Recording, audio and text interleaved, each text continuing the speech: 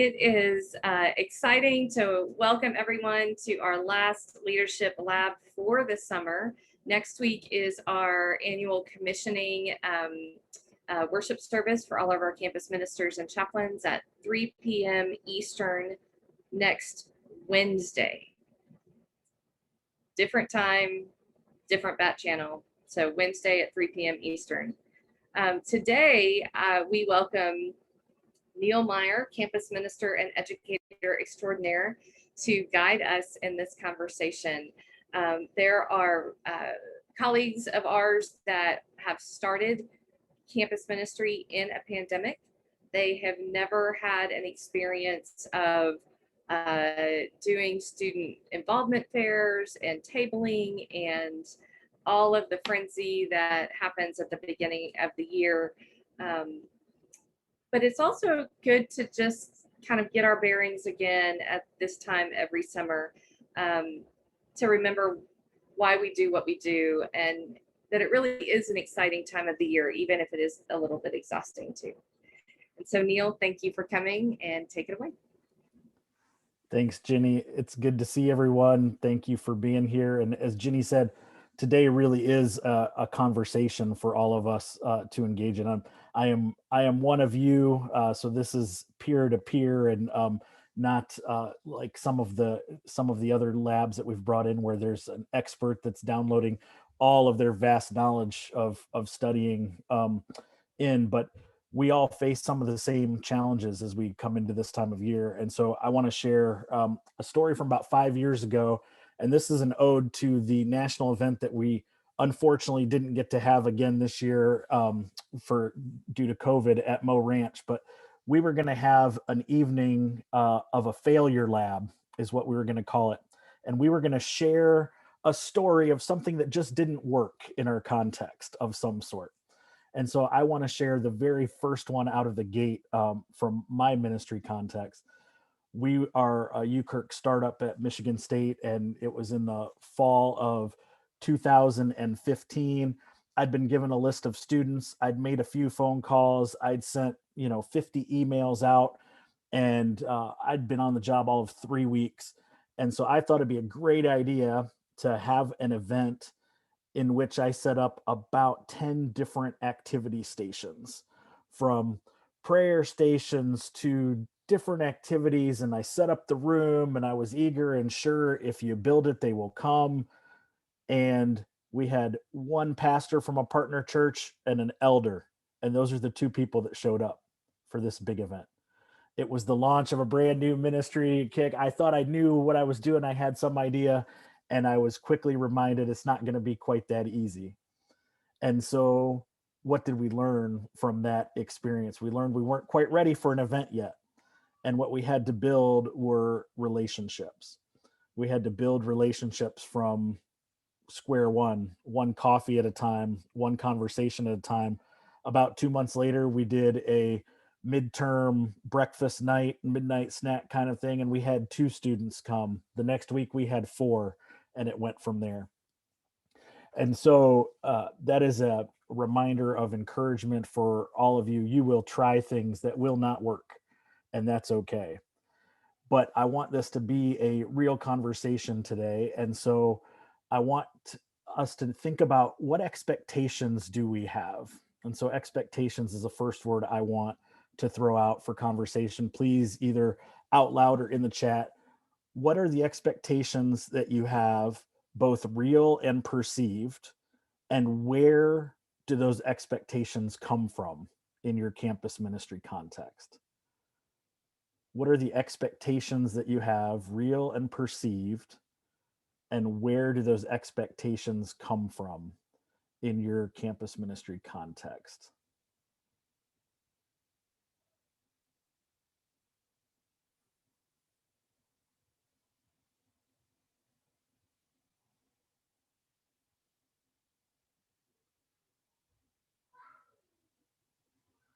Anybody want to jump in on that?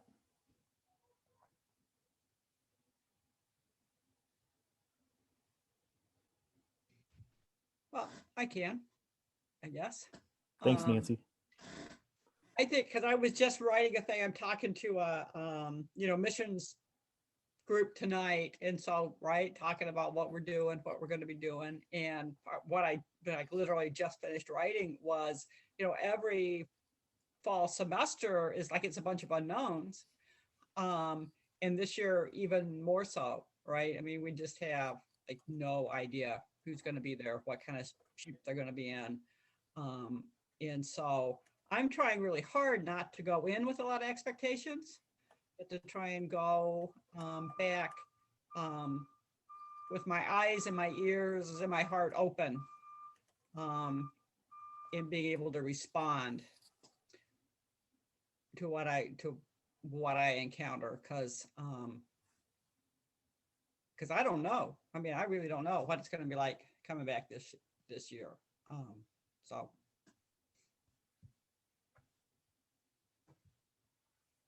Thanks, Dancy. Others?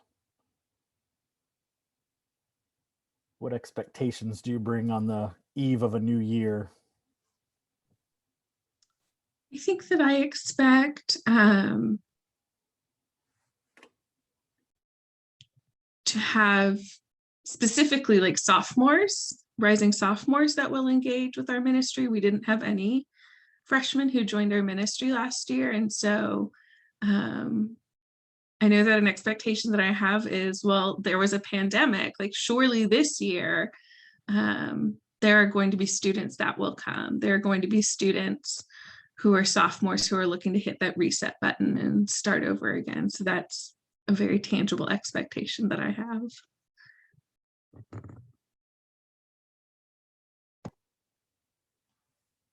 When we think in terms of expectations, do we think in terms of programmatic? Do we think in terms of numbers of participants? Do we think in terms of what we have for board? How do you define that expectation, and what expectations do you get excited about, and which ones do you feel pressure from, and where?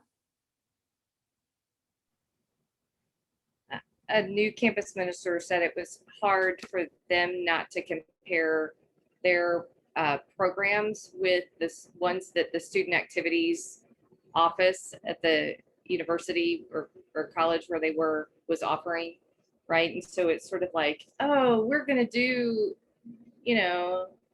bingo, and we have 250 people there, and they were having kind of a hard time with scale and kind of perspective of, I want 250.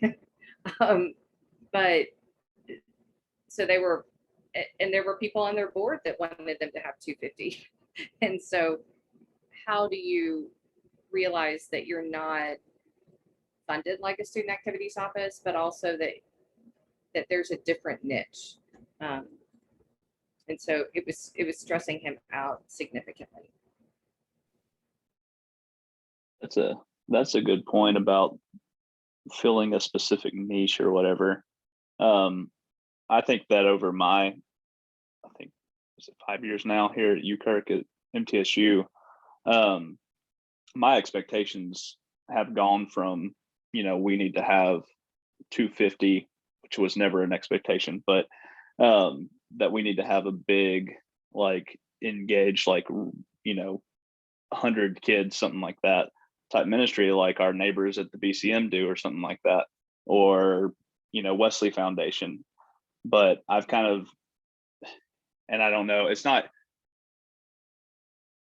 I have come to terms with, and I'm not saying that in a bad way, it's not like a bad thing I've come to terms with. I've come to terms with, we don't feel the kind of evangelical or even charismatic ministry niche of big program, like big worship every week, anything like that. Like we feel a very different niche here. And so it's okay with me now, more so than it was then, that we are smaller. But I find sometimes that I have to temper student expectations, my student leaders sometimes, to let them know that it's okay, and that we are growing, and we actually grew in a pandemic year last year, which was weird. But to temper their expectations about what we actually are as a ministry.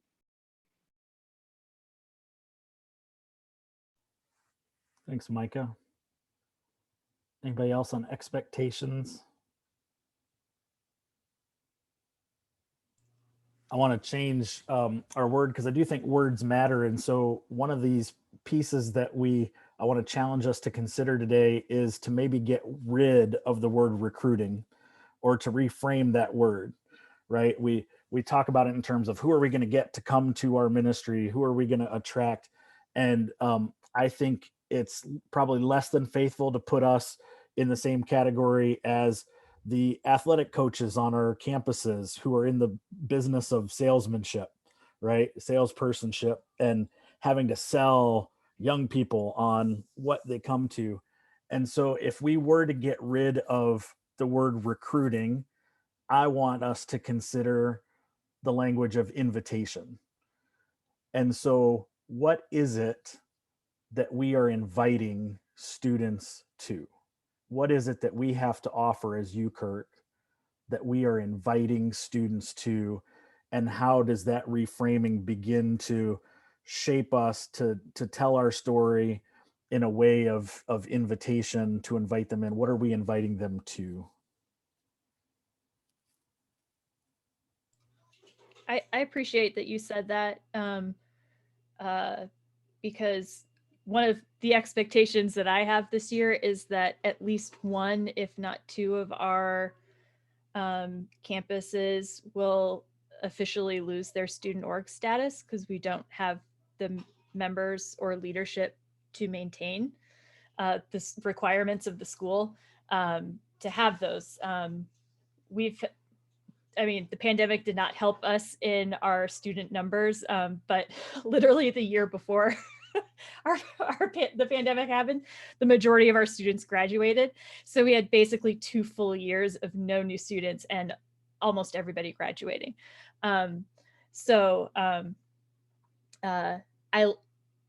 There's a grief in that, and there's some layers of self-imposed disappointment, but I also know that to the outside folks, particularly a lot of the folks who support us with their money, they'll be like, well, what do you mean you lost your student org status? That seems like a huge failure of the organization and the ministry. So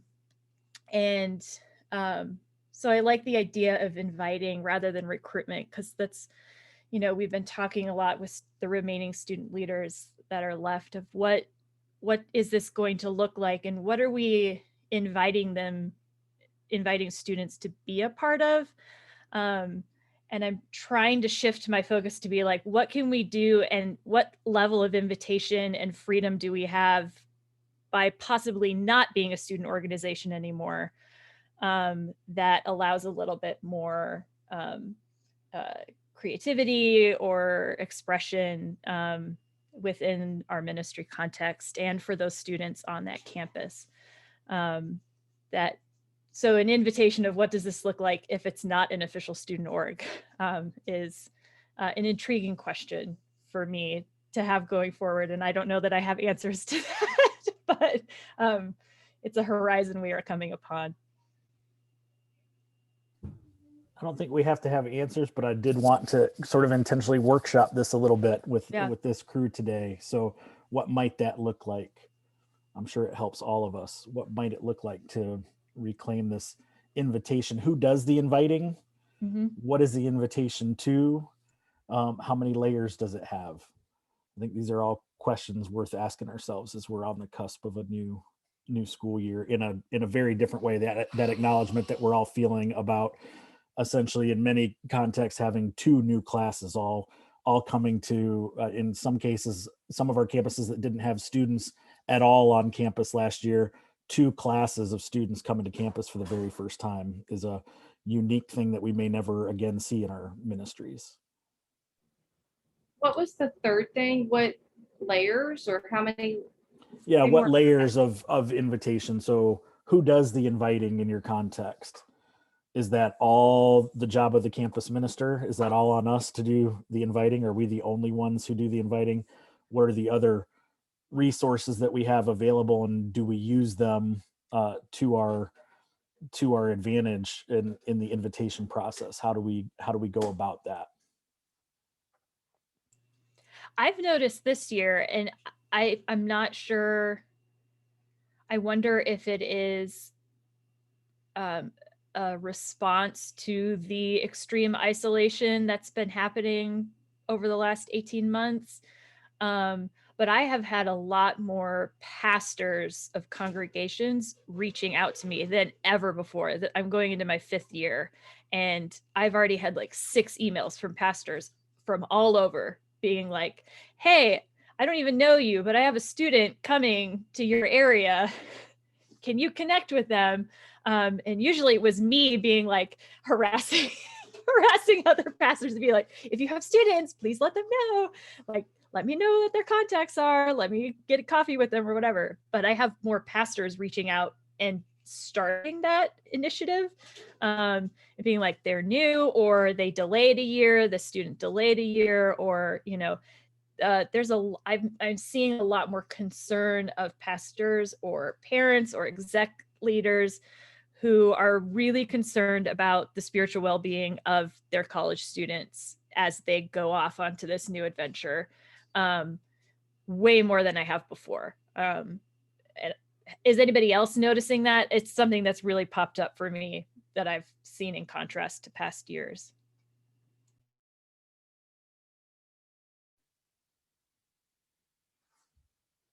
Anybody else have that happening already? I'd say we're about 2 to 3 weeks behind on that sort of schedule. Not behind on our adjustment, but just the rhythms in our context. July tends to be the lowest month where people are experiencing vacations and the lakes and everything all over the state. And so August 1 sort of seems to be that magic calendar turn when people start thinking about it more seriously.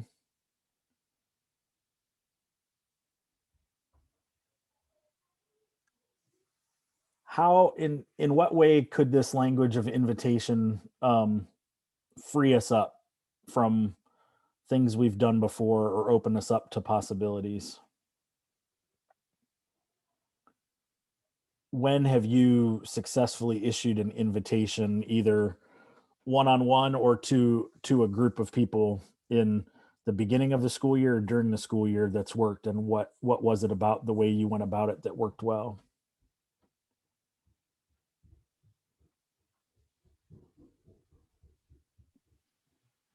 I've noticed that invitations that have come through interpersonal connections have been way more effective, as have the ones that have been one-on-one.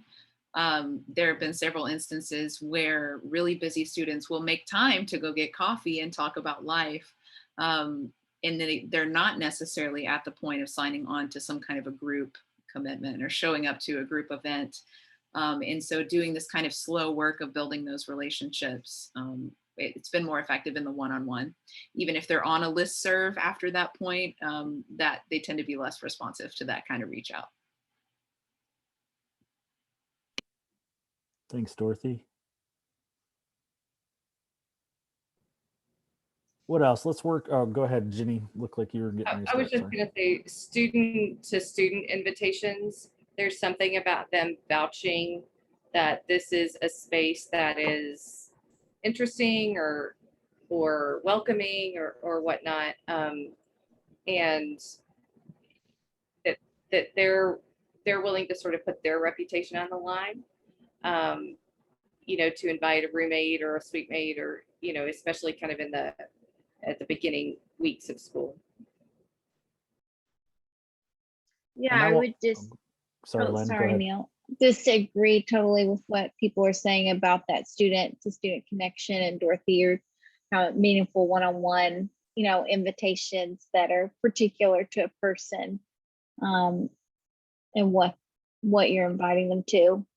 I know for us, we can trace almost a couple lineages of students, of people who have invited a friend that's younger than them into the ministry. And so those are the folks who become often our kind of our strongest leaders, as they've really been brought for a reason, and invited in. So just thinking about how to multiply that too, is a question that's in my brain. one of those real and perceived expectations that I've found in these first several years in campus ministry is there's so much pressure, and I would call it both real and perceived, of that first month and a half or so of the year. And you kind of figure, and somehow we've got it in our brain that like whoever we get in that first 6 weeks is who we're going to have, and that's who we're going to have for the year.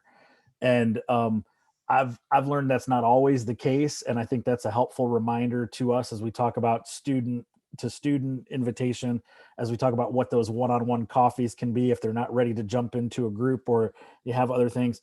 What are the entry points that we offer in our ministries all throughout the year? And not just to have kickoff events and that be all one and done, and then the rest of the time it feels like somebody's coming into an already established group. But how do we intentionally put entry point opportunities in throughout the course of the year, throughout each semester, so that there are always places where people can jump in and engage and come in the door for the first time, rather than coming into a group in November when there's already deep discussion and relationships built can be intimidating. But how are we making that a both and instead of an all in proposition is a question to consider.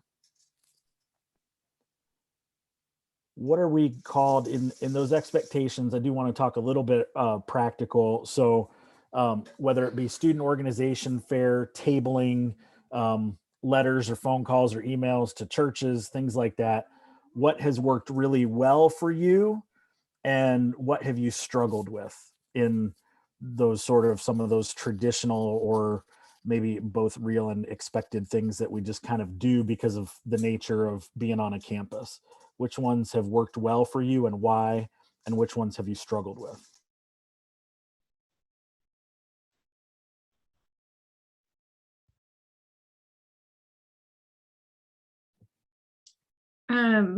So we're very lucky in that we are able to receive a list of all the students who have indicated that they're Presbyterian who go to William and Mary. And each student is allowed to receive 2 unsolicited emails from members of your organization. And so I always send an email, and I always have a student send an email as well to each one of them. And so that emailing has worked wonderfully.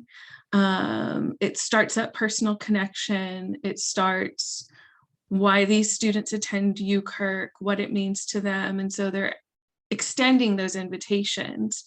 But then whenever it comes to student activities fair night and we have to table, and there's just swarms of students kind of walking by and such, and you're just sort of like, do I push the students out there? How much do I put myself out there as campus pastor?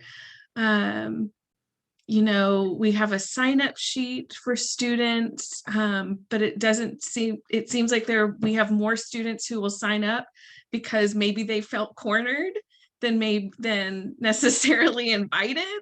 And so I usually hear more frequently that, oh, it was your email that brought me here, and not, oh, well, I saw you guys at the student activities fair. So tabling at the student activities fair is just it's causing me anxiety already for this year because it just doesn't seem to work for us like it does for some other organizations.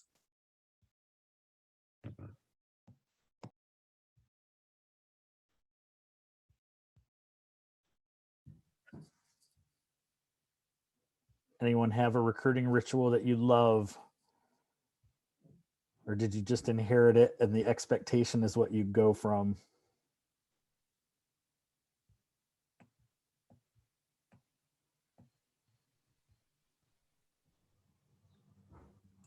Thinking about a kind of mid-semester point, Neil, you're talking about other on-ramps. I think one of our favorite things we do is we have a Thanksgiving feast in the Sunday before Thanksgiving. And that's really been a great time for people to invite friends, low barrier of entry to come to a great meal with some people and get to know some people you don't know.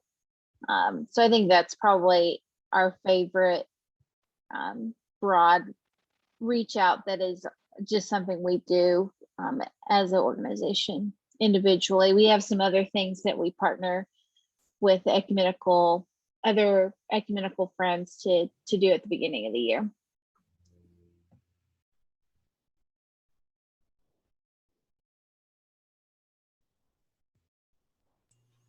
Our, I guess, most successful entry point for student recruitment, student invitation, is that we, on one of our campuses, we have weekly lunch in the dining hall, and we just show up and we claim a table and anyone can sit at it, and there's no theme, no topic discussions. We just are there for like 2.5 hours, and students come and students go, and they bring their friends, or sometimes students accidentally sit at our table and don't realize who we are or what we're doing.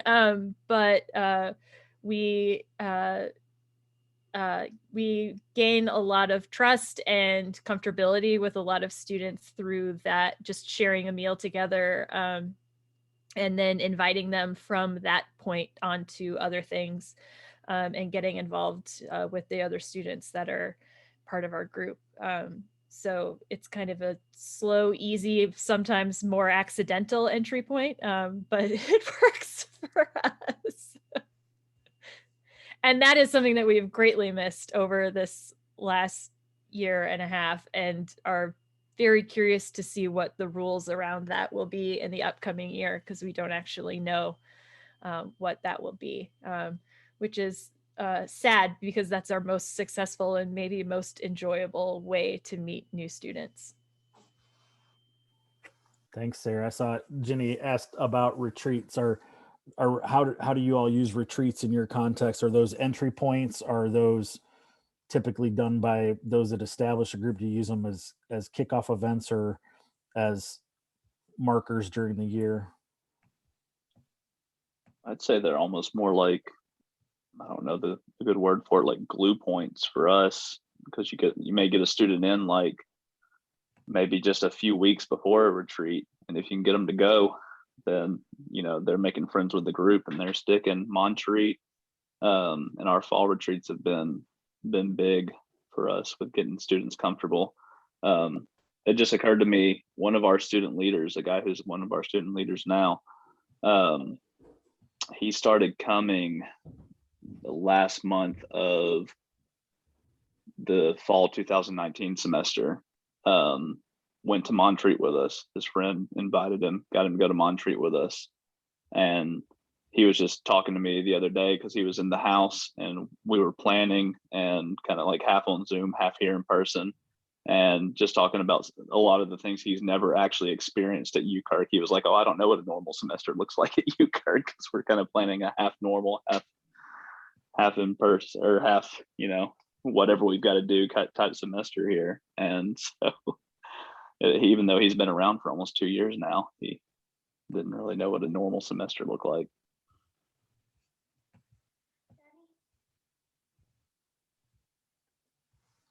When we think in terms of this language of invitation, one of the things that strikes me is when you look from UKirk to UKirk across the country on websites and on other promotional materials, everybody seems to try to grasp its own language within things about how to describe. And it seems like it's something that we haven't, none of us have probably perfected yet, to say the least. And so, right, we know we're part of some of these things. We offer hospitality. We largely offer social justice bent that some of our sibling campus ministries do not offer on campus. And so we sometimes it's easier for us to say what we're not, in opposition to other existing campus ministries that have existed. But what are we, and what is the language? I would love us to think through that a little bit today out loud, even just brainstorm mode. But what are words? What are things, or have you seen ones that you really appreciate, or something that works well for you in your context in naming, again, that question of what are we inviting people to? What language are we using to be distinctive when you have that moment, those brief moments in time of interaction, invitation, to let somebody know who we are and what we do. How do we do that?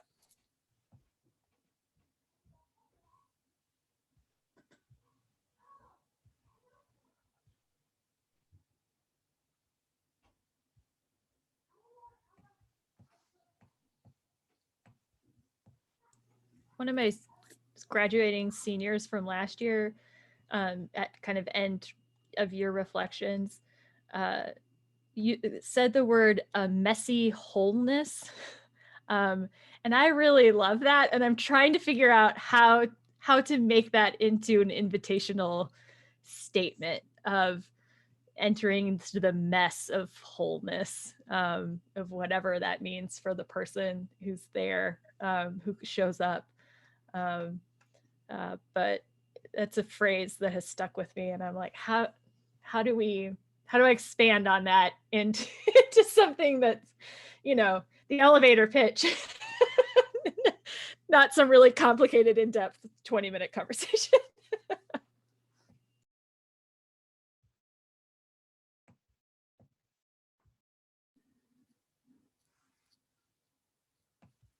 I think it's important to struggle with this, and I think the silence doesn't bother me, but what is it? Why do we struggle with this?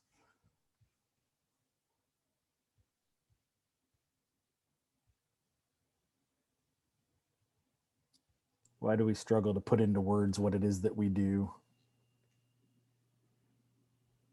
I struggle because I think there are so many preconceived notions as to what campus ministry is and what the purpose of it is, that maybe a lot of us don't fit into that mold with UKirk.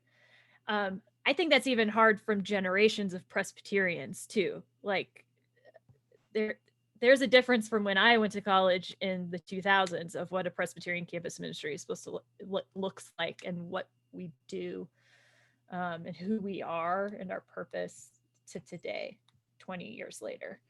I think that's the hardest thing. So then it's like, how do we explain this thing that other people do very to the script and we do not, but we're within an educational system that also sticks to the script, but we don't necessarily fit into that either.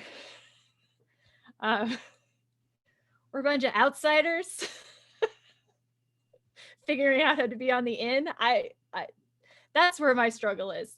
What's our relationship? Like for me, and UKirk Atlanta, that's the biggest thing because people don't understand who we are. We're a regional ministry, but we have site-specific, campus-specific events. We're over 3 campuses, but we have students that go to 6 universities and colleges that are part of our program. My relationship with each university is different. As a leader, like it's not easy to explain who and what we are and what we do. So yeah.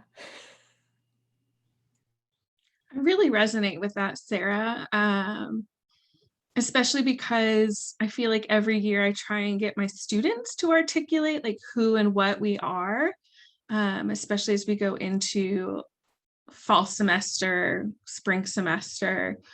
And whenever the students can't articulate that, I think it makes it even harder as a leader to try and articulate it as well, because you don't want to put words in their mouth. But at the same time, so much of the ministry is defined by the students.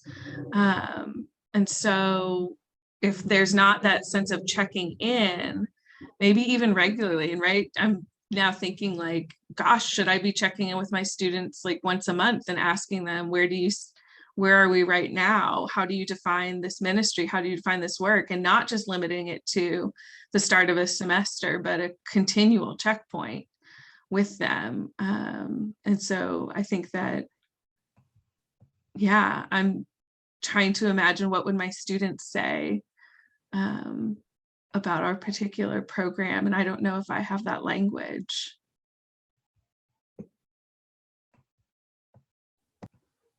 I think one of the challenges we face is we can bring, and we do bring, theological language to the work that we do, but how to translate theological language for those who may not have theological backgrounds in very real ways. So when we're talking to the churches, right, it's easy enough, and it is what we do.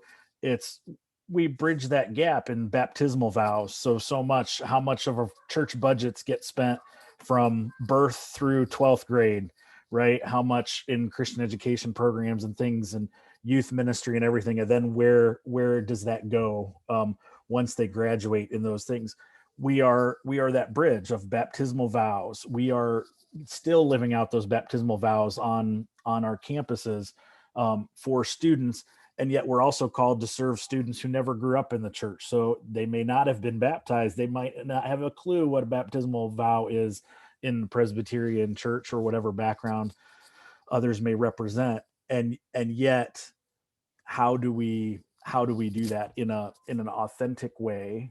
And I think, again, we are all over the place, and it's important to name that. I think we need to own that. And as you all are seeing, we're setting up the next leadership lab workshop that's not even scheduled yet, because I think today's the last of the series. But who are we and why? How do we articulate? That's a great question, and I think it's a question we need to keep asking ourselves, because it's one that I think matters, but I'm not sure any of us have an ideal handle on that yet. And it's contextual, and yet there are things that run common through all of our ministries, and we want to embrace that. But I do think that is something that has been an ongoing struggle, both at local and beyond, on how we can name this holy thing that we do. One thing that I love, and that I struggle to express to particularly new students, freshman and sophomore age, of why this actually is important. And maybe this is just something that they have to figure out as they go in. But I look to our alums who have graduated from the program, and their constant return to us, even to students that they don't necessarily know personally, but that they trust because they're part of this group, particularly for prayer and support as they go on into their lives post graduation or leaving the ministry, that they feel comfortable and safe asking for prayers for their family, for themselves, for this next thing that's happening in their lives, for a job interview, for, grad school stuff. Like, and they'll send me a message, and they'll be like, or they won't ever leave the group chat. And they'll just stay in, and then they'll pop in every once in a while and be like, oh, I'm really struggling. Could you all pray for me? And everyone prays for them. But they maintain this sense of community and safety with complete strangers oftentimes, but they know that that's a place that they can turn to for their spiritual needs, whether when it's in sorrow or grief, or joy and celebration for something that is happening in their lives. And I don't know how to make younger people know how important that is, but that it's hugely important, and that our alums maintain those connections with the group as a whole, but also with other smaller groups, that they continue that beyond their time with us. Sarah, that reminds me of a campus minister that I know from about 5 years ago, said that they were very sad when students didn't know what Cheers was, because one of their taglines was, we're a place where people will always know your name, or somebody will know your name. And the students are like, what? And so they realized that they were very old. But a campus minister in the South said that one of the things that they're struggling with is when their student leaders or their very involved students will say to a student, oh, you don't have to believe anything to belong here. Or we don't care about that God stuff. And they were like, we do care. And they were trying to help their students say, look, just because we don't prescribe a particular belief system that you have to swallow lock, stock, and barrel doesn't mean we don't care. But they were reacting so much to churches that had said, you're not Christian because XYZ, you know, your beliefs aren't right because you question the virgin birth or whatever. And so I'm interested to know that the hospitality is such a key value for so many of the ministries. Do you all struggle, or do you hear students kind of struggling what that means?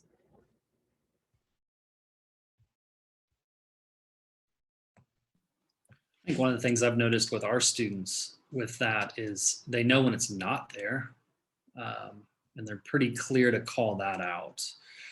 A lot of their descriptions are not going to be intellectual, but experiential, feeling oriented, kind of like you'll just know when you know experience. Or they'll use a story. I've had students who've, like, so our coffee shop, that's the thing about it, is hospitality and welcome. And you ask them to tell a story and they're like, or tell us about what that means. And it's a story about an experience where they didn't know what to do. And somebody told them it was, you know, here's how safe.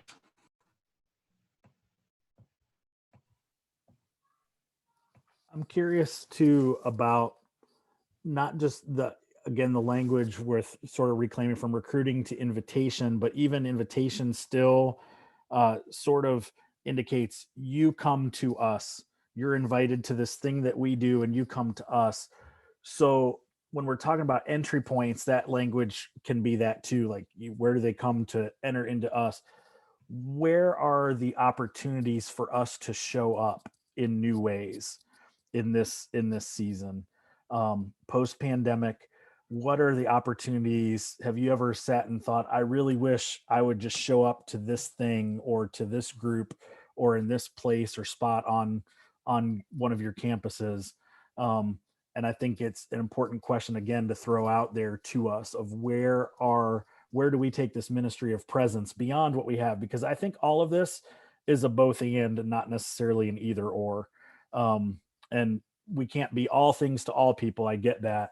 But where are the places, if you had a dream or something you've thought of during this COVID time, where's some place you hope to show up that maybe you haven't had a chance to show up before in your campus context?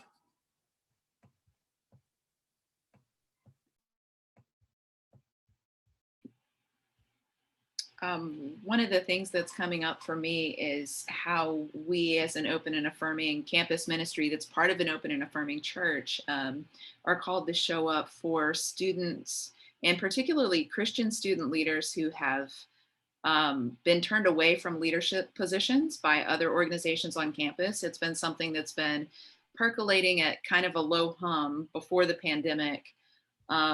And I'm part of a group of campus pastors, so that's always interesting to convene that group. Some of them represent those groups that have done that to students, and their students have reached out to me to ask for pastoral care. But I don't know if it's the Jeffersonian legacy here at UVA or what, but often those students are issuing me an invitation to show up for and with them, often as they found another student organization. So they're saying, we want you to help in like an advisory capacity. They don't necessarily want to be part of UKirk. So I'm trying to kind of say, like, how can we be faithful to that call to show up and to stand with those students? Maybe organizing an ecumenical glitter and ashes right outside the LGBTQ center, other things like that are ways that we can have a ministry of presence, even as they're not officially, part of our organization.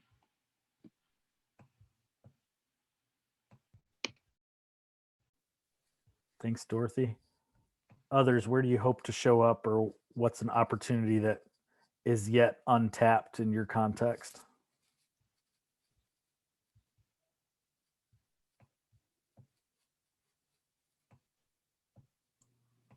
We're hoping to do more partnerships with other student organizations that aren't faith-based.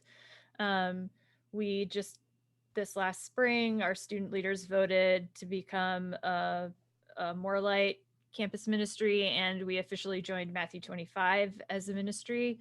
And so, and not to do this as a recruitment tool, and I mean recruitment tool, but to honor the other student organizations on campus whose complete mission and goals are to honor the students and be involved with LGBTQ student organizations, students groups, organizations that are for students of color.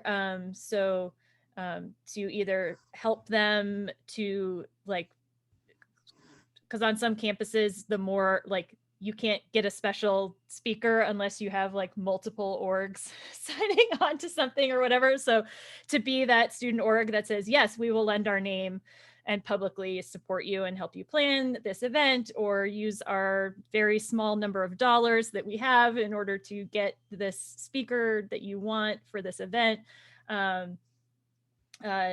And to use our presence and our voice in that way. And the students are very excited to do that, to be partnering in more tangible ways with groups. So going outside of our circles to support the causes that are important for us, but to the student body.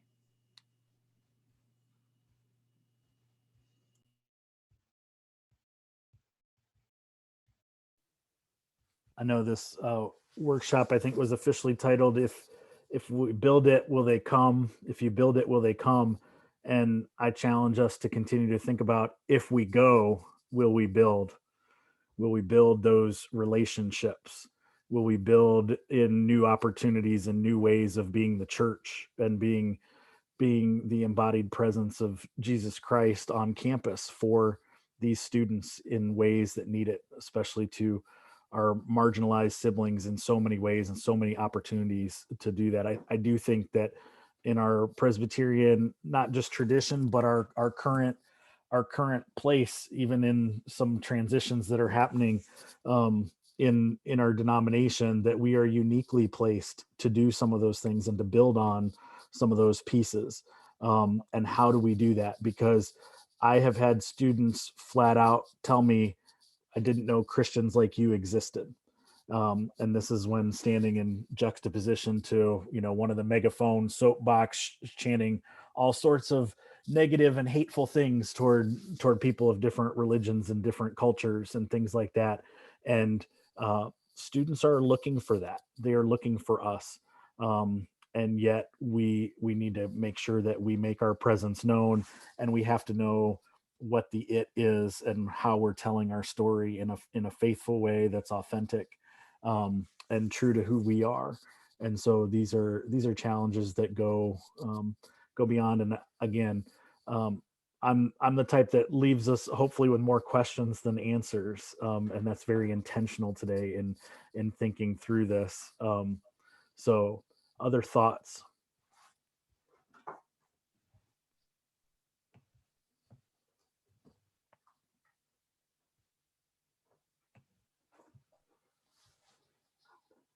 Any questions, comments that you want answered or peers to consider?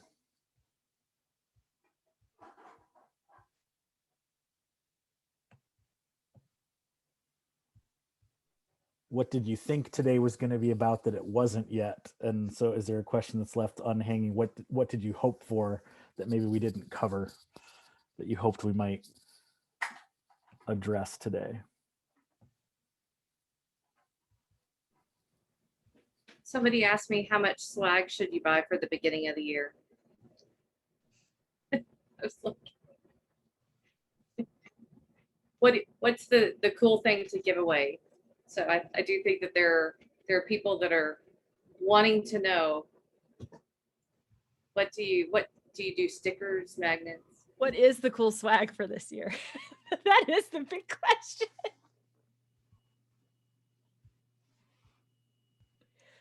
We're having to reorder mechanical pencils. So if that, I bought 1,000 of them 3 years ago and they are now all gone. So I have to reorder them. They are very popular. Micah, we need to see a picture of your button. I'll do one better.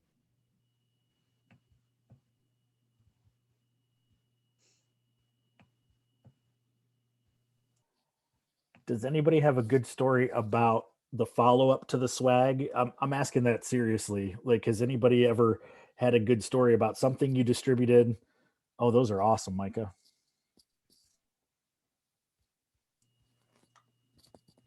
Does anybody have a follow-up swag story? Has there ever been a story in your ministry where you've passed something out and somehow it came back, or a student came back and said, oh, you were the ones that did this and ended up coming to something or part of your ministry because of it? I've always wondered about the connection between swag and reality beyond those artificial expectations we have.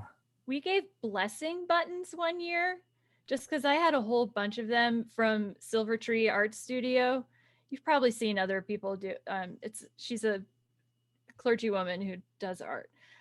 She makes blessing buttons, that she calls them. Oh, what's the other one? It's all over our Facebook page, all over our website. I can't even remember what it says. There's a bigger one too. And I just had them in my house. And so I was like, oh, I'll bring these to pass out because they're cute and who knows if students will want them.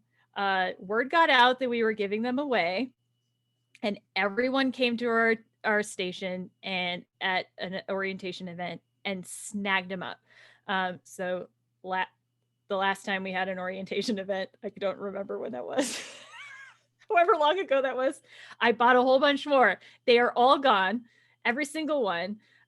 Students wear them everywhere. I get emails sometimes being like, so my friend said they got this button from you. It doesn't say UKirk on it anywhere. They're just small little blessings. And they asked me if I have them. And I'm all out. So I'm like, how do I maybe get UKirk on them? Or do I just ignore that and just be like, students will know where to find these? But it's been an interesting discovery that students just want these little things, little buttons that say, you're loved, or like breathe, or like little tiny affirmations for them to look at and put on their jackets or their bags or wherever. So that's been a very surprise swag that has no UKirk logoing on it whatsoever. So I don't know how to translate that into something else, but this has been our biggest swag surprise for us. I do know we have one ministry in the network that uses a different level of swag as an incentive. So I believe their t-shirts are passed out for the third visit that you make into, and they have actually found that as an interesting tool because they also figure by the time somebody comes 3 times, they're invested in it. And somebody comes on their first time and they see the third timer get a t-shirt, and apparently that's worked in their context. And so just a little something that I know one of our sibling ministries has done along the way that at least for a time was working for them as a way of making swag last a little bit longer.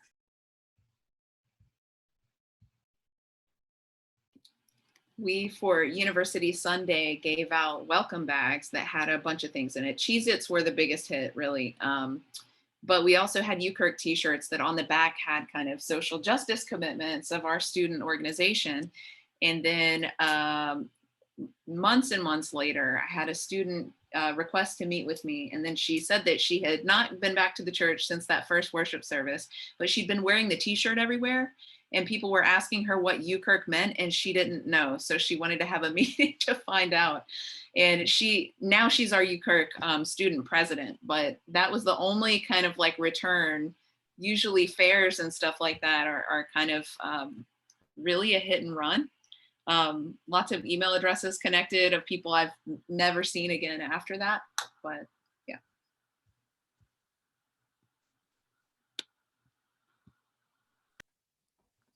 Let me offer a blessing as we close and honor time. Thank you all for being here today and being part of this conversation. Let's pray. Gracious and loving God, we are both tired and excited. This pandemic has worn on, and yet the calendar says a new year is upon us. We are ready to engage in whatever ways possible in person again. Oh God, we ask that you continue to work on each of us and our ministries so that all that we do may be faithful, bring you glory and honor. Help us to consider language of invitation. Help us to go to places we may not have been before. Help us to build relationships with all of your people so that we may be your disciples and we may be your witnesses of love, grace, and justice to our campuses and to this world who needs it more now than ever. Be with us and give us strength for the journey ahead, and help us to remember we are not alone because you are with us and you've given us the gift of this UKirk network. Help us use one another as strength for the journey. In Jesus' name we pray. Amen. Thank you so much, Neil, and everybody for being here.